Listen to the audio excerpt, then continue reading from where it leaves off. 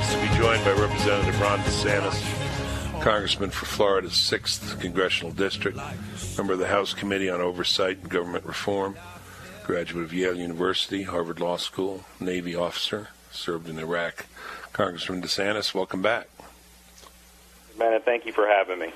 Thank you. We heard and we're so pleased that you were listening to the show the other day and agreed with what we were talking about in regard to one feature of Obamacare. Couldn't be happier that you're listening and couldn't be happier that you agreed. Tell us what it is you agreed with and what you're doing about it. Well, members of Congress like me and our staffs, we're supposed to be part of a servant class where we serve their constituents and the American people, but that's really turned into people up in Washington, and not just members of Congress, but the bureaucracy and some of the other high officials are part of a ruling class where they kind of play by different rules than the rest of the American people.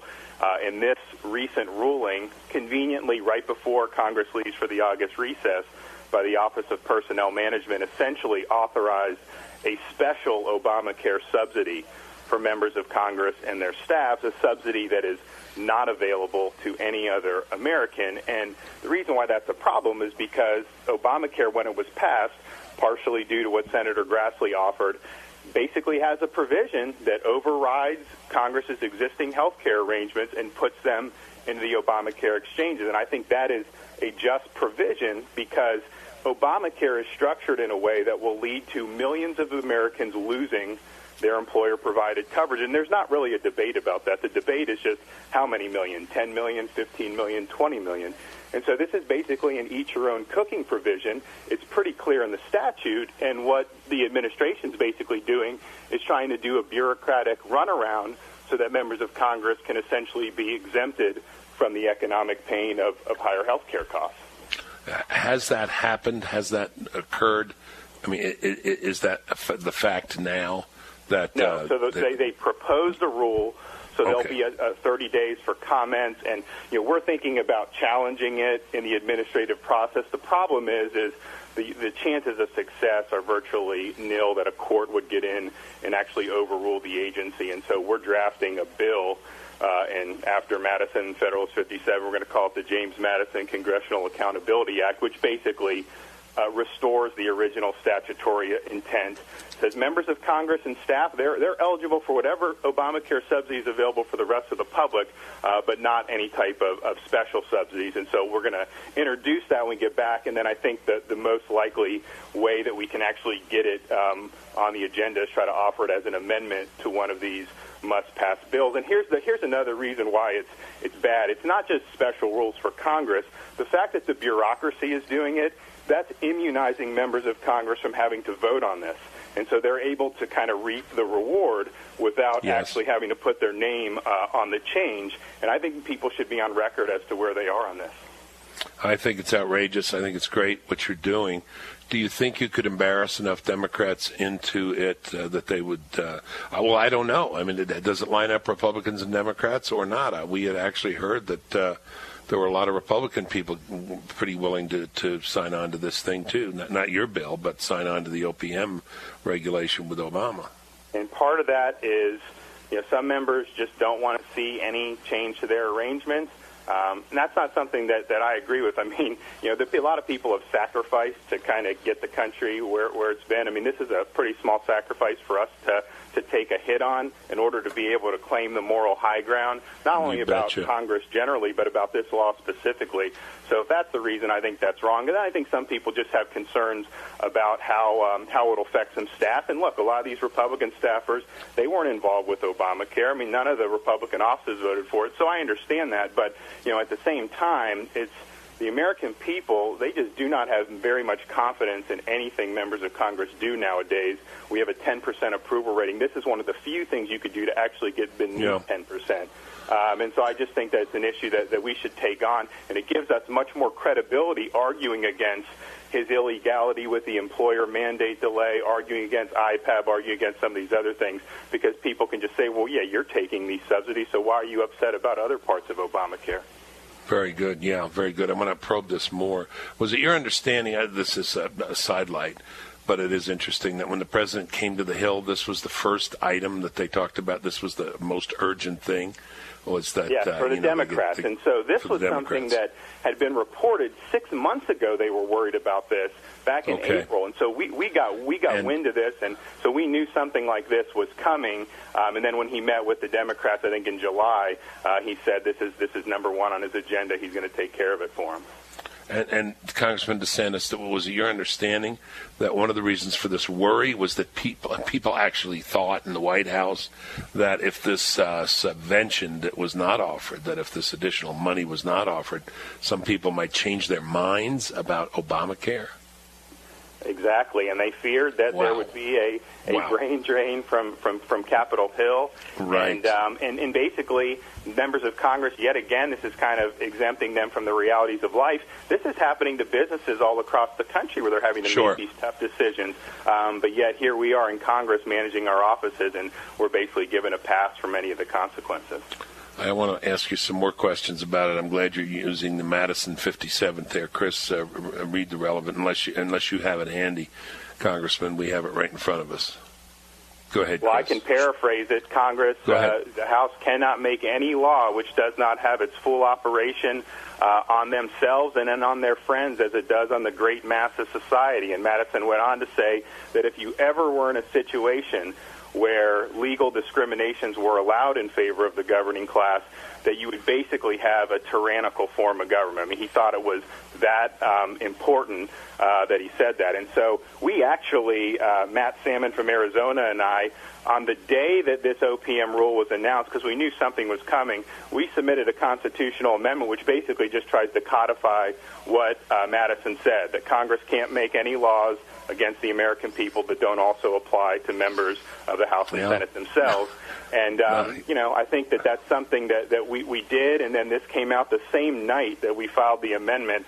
And so it kind of, you talk about this in town halls and stuff, everybody agrees that this is something that would be worthwhile. That was my next question, now that you broke my heart and told me you already knew about this before I read it on air, right?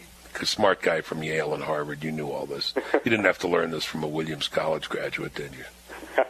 Well, the PhD in philosophy and the law, so you're more learned than me. No, I don't think so. Very impressive, though. But, I mean, it is one of the best statements, I think, of Madison in the Federalist Papers, which is why we recommend the Federalist Papers. And you talked about town hall meetings. Has this been brought, I'm just curious, has this been brought up by your constituents, or do they just react to it when you bring it up? Because when we talk about this, I'm just finding the audience, people have not, for the most part, heard about this thing. And when they hear it, they just go crazy. They go crazy. Right. It's a little bit of both. We do have some people who follow all this and are really upset about it, and then a lot of people, when they hear about it, they're like, oh, man. And that's, Madison in 57, he said, the Constitution didn't necessarily prohibit making these discriminations, but he said, look, the vigilant and manly spirit of the American people would never allow that to happen. So he thought that the American people would just never stand for that. And I think that's still true today. The problem is government's so big, it does so much. The media does not want to focus on this issue. In fact, the media has been doing these fact checks saying that there's nothing doing, nothing to see here, move along kind of deal. And so it is harder to kind of police some of this stuff given all that government's doing. But I definitely think, and I kind of learned of this, I was just given a commencement speech about 4 months ago. I had mentioned that leaders in Congress were talking about creating a special deal for Obamacare for members. I'm like, we should just have an amendment that says you can't do it. James Madison said that in the Federalist Papers. This is a nonpartisan audience. They all erupted in applause. Yes, and this is at a state college in my district. And so it's something that I think can cross party lines and get a lot of support for. Yeah, this is basic fairness. This is fundamental. This is to the level of self-evident moral truths. As you said, eat your own cooking. You can't legislate the things for other people that don't apply to yourself. This is the categorical imperative. You staying with me, Yale guy? Manual categorical. Okay. Right. Just kidding, you Congressman. Listen, what are the odds of this kind of thing, getting critical mass. Can you pass this? I mean, I think critical to this is public attention, and we're going to stay on it. I've been talking about it every day. Any advice you have for us about how we can, get more attention to it, we would welcome. We'd love you to come back. And absolutely. I think the easiest thing that people can do now who are listening is go to a public event with your member of Congress, ask them point blank if they're willing to overturn this and make Congress live under the same Obamacare exchanges as the rest of America. But then when we get back in September, yes, I'm going to file the bill, but I think we're going to look for a vehicle that we can attach it to. So maybe one of the government funding bills, we can do that as an amendment. And so if we can present that and get that approved for a vote, then we'll have an opportunity to see where everybody stands. Now, I don't know that we're there yet. I don't know how the leadership feels on it. I have talked with Eric Cantor about it. I think personally he understands where I'm coming from, but there will be some resistance on both sides of the aisle to it. So I think public attention to it, and it gives us the moral high ground on Obamacare and other things generally, because people are more willing to listen to you if they see that you're in it for the right reasons. And if they think that you're going to take special privileges for yourself, they're going to tune you out on a whole host of issues. So it helps us, I think, across the board in terms of our communications. Yes, sir, I agree with you. And all the other particular arguments against Obamacare and the political nature of it, the Democrats and so on, ought to convince every Republican they ought to be on the right side of this. Quite apart from the moral high ground, there's the political low ground or political middle ground. Nobody should be on the wrong ground on this one. I think it's a hanging breaking ball for us if we're just willing to seize it, run against the change, and be principled about it.